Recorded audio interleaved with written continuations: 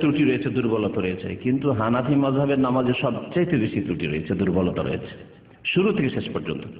তার মধ্যে আজকে 10 থেকে 12টা উল্লেখ করব, আরো সময় সুযোগ হলে বাকি মাসলা মাসাইলগুলি উল্লেখ করা যাবে। কিন্তু গুরুত্বপূর্ণ যেই ক্ষেত্রগুলিতে, যে বিষয়গুলিতে মাযহাবের নামাজের ত্রুটি বা দুর্বলতা রয়েছে, সহিহ হাদিসের বিপরীত নামাজ রয়েছে, সহিহ হাদিসের আপনার উল্টো নামাজ রয়েছে, সেই ক্ষেত্রগুলি আমাদের সাধারণ মানুষেরও জানা জরুরি, যাতে করে আপনাকে কেউ ধোঁকা না দিতে পারে যে না না এটাও নামাজ, রাসূলুল্লাহ সাল্লাল্লাহু আলাইহি ওয়াসাল্লাম নামাজ, এইভাবে নামাজ পড়লেও চলবে না।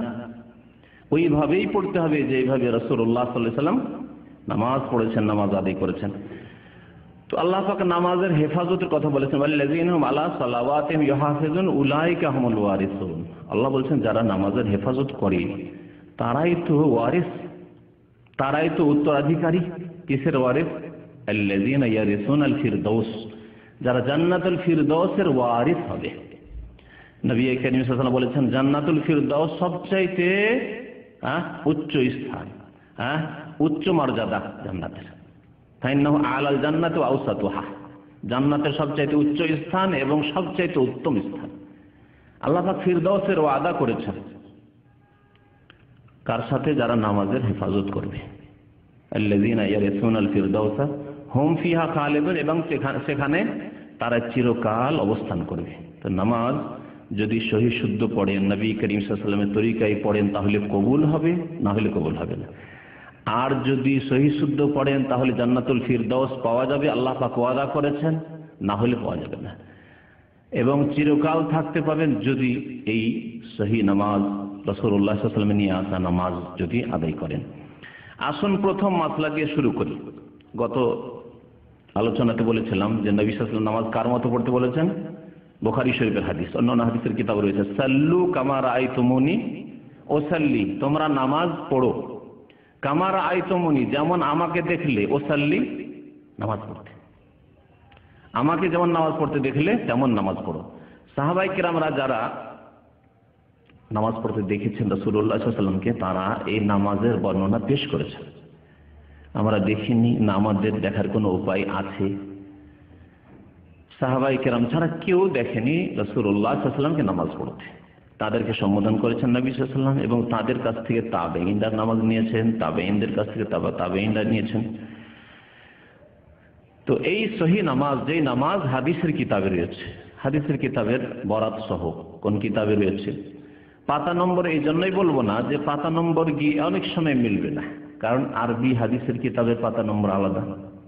আবার আরবি কিতাবের মধ্যে একটি কিতাব আছে ভাষ্য সহ, মানে ব্যাখ্যা সহ, আরেকটি বিনা ব্যাখ্যা রয়েছে, যেমন বুখারী শরীফ। তাহলে ব্যাখ্যা সহ যে কিতাব রয়েছে সহিহ বুখারীর, যেমন ফাথুল বারী 12 খণ্ডে রয়েছে, কিন্তু এমনি বুখারী 1 খণ্ডও থাকতে পারে।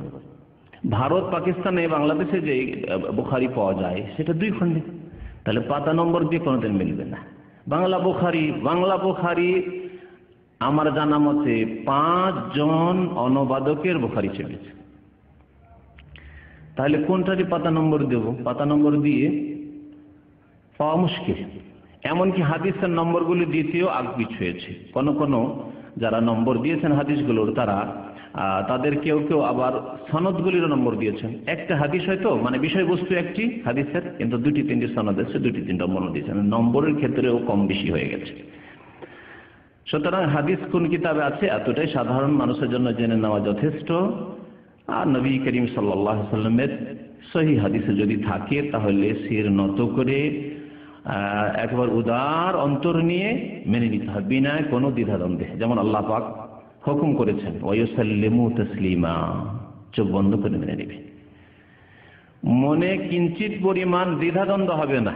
সুম্মা লা ইয়াজিদু ফি আনফুসিহিম হারাজাম মিম্মা কাযাইতা ওয়া ইউসাল্লিমু তাসলিমা, আল্লাহ পাক বলেছেন। না হলে মুমিন হতে পারবেন না। আয়াত বড় লম্বা আছে, সে আয়াতটি পুরো উল্লেখ করলাম না। আসল বিষয়ের দিকে আসি। প্রথম বিষয় হচ্ছে যে নামাজ শুরু করবেন কোথা থেকে, এগুলি কথা বলা হয়েছে। নামাজ শুরু করবেন কোথা থেকে?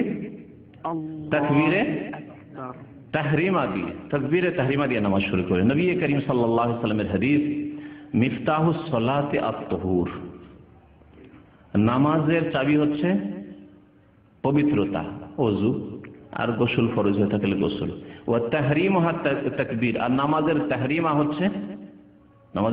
হচ্ছে তাকবীর, অর্থাৎ আল্লাহু আকবার দিয়ে নামাজ শুরু করতে হবে।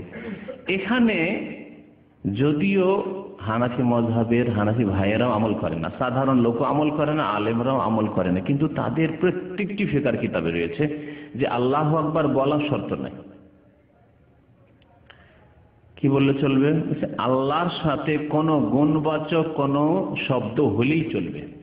যেমন আল্লাহু আকবার জায়গায় আল্লাহু আযম যদি বলে, আল্লাহু আজল যদি বলে, আল্লাহু জলিল, আল্লাহু কবির, হ্যাঁ, আল্লাহু রহমান, আল্লাহু রহিম, আল্লাহু গফুর, এরকম বললে চলবে।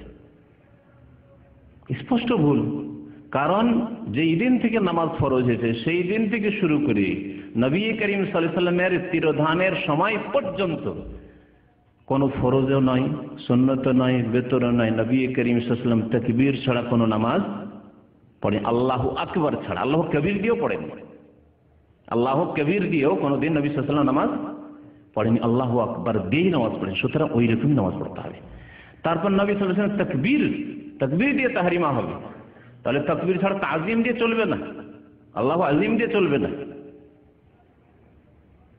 আল্লাহু জলিল দিয়ে চলবে না। তাকবীর বলা হয় আল্লাহু আকবারকে, আল্লাহু আকবার দিয়েই নামাজ শুরু করতে হবে। শেষ হবে গিয়ে সালামে, যেমন বলছেন নবী সাল্লাল্লাহু আলাইহি ওয়াসাল্লাম ওই হাদিসে, ওয়া তাহলিলুহা আত-তাসলিম, আর নামাজের তাহলিল মানে নামাজ থেকে আপনি বেরিয়ে পড়ছেন, দুনিয়ার কাজ কর্ম কথা হালাল হয়ে যাবে সালাম ফিরলে। এই হাদিস রয়েছে আবু দাউদে এবং তিরমিজিতে। তাহলে তার আগে কোনো কাজ নেই, নিয়ত পড়ার নেই, এগুলো বলা হয়েছে। যখন নেই তাহলে নিয়ত পড়া, উচ্চারণ করা, নাওয়াইতো, অথবা আমি নিয়ত করছি। হ্যাঁ, বাঙালি জাতি তো আরবিতে নিয়ত করতে অভ্যস্ত, আর অন্যরা উর্দুতে করে, উর্দুরা मैं নিয়ত করতা হুঁ, সবগুলি বিদআত নেই। তাকবীর দিয়ে নামাজ শুরু। আল্লাহ পাক যেন আমাদেরকে বুঝার তৌফিক দান করেন, সংশোধন করার তৌফিক দান করেন। যেসব ভাই বিদআতে রয়েছে আল্লাহ পাক তাদেরকে বিদআত মুক্ত হওয়ার তৌফিক দান করেন। আশা করছি তাদের কাছে যে তারা গোঁড়ামি না করে আর সত্য কথা, হক কথা মানতে যেন কোনো রকমের দুনিয়াবি বাধা না হয়। আল্লাহ পাক যেন নবী সাল্লাল্লাহু আলাইহি ওয়াসাল্লামের নামাজ সবাইকে আদায় করার তৌফিক দান করেন। তারপরে নামাজ যখন শুরু করতে হবে তখন হাত উঠাতে হবে, যাকে বলে রাফউল ইয়াদাইন। হাত কত দূর পর্যন্ত উঠাতে হবে এই ক্ষেত্রে দুইটি হাদিস রয়েছে, দুইটি হাদিস আপনাদেরকে শোনাই। সুতরাং দুইটি জায়েজ রয়েছে। একটি হাদিস হচ্ছে ওয়াইল ইবনে হুজর রাদিয়াল্লাহু তাআলা আনহু, যে হাদিস রয়েছে সহিহ মুসলিমে, বলছেন আন্নাহু রাআন নবী সাল্লাল্লাহু আলাইহি ওয়াসাল্লাম রাফা ইয়াদাইহি হিনা দাখালা ফিস সালাত, যখন নামাজে প্রবেশ করলেন তখন হাত উঠালেন, কাব্বারা তাকবীর দিয়ে হাত উঠালেন। আর হাম্মাম একজন বর্ণনাকারী বলছেন হিয়ালা উযনাইহি, দুই কানের কাছাকাছি। তাহলে দুই কানের কাছাকাছি ওঠার এই হাদিস আসল। তারপরে কি করলেন? তারপরে আরেকটি মাসলা আছে, যেই মাসলাটি অত্যন্ত গুরুত্বপূর্ণ, কারণ এই ক্ষেত্রে অনেক ইখতিলাফ করে। সুম্মা ওয়াদা ইয়াদাহুল ইয়ুমনা আলাল ইউসরা, তারপরে ডান হাত রাখলেন কার উপর? বাম হাতের উপর।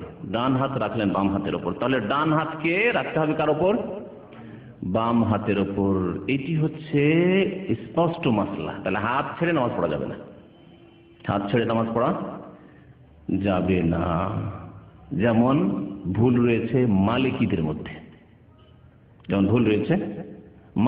মধ্যে, আহলে সুন্নাতের ভুলের কথা বলছি, বাকি শিয়াদের বা অন্যদের ভুল, যারা এই আকীদাতি পথভ্রষ্ট, তাদের কথা আমাদের উল্লেখ করা প্রয়োজনই নেই। কিন্তু যারা আহলে সুন্নাত ওয়াল জামাত, তাদের মধ্যে যে সহিহ হাদিস বিরোধী আমল আছে নামাজের ক্ষেত্রে, কমপক্ষে তার সংশোধন হওয়া জরুরি।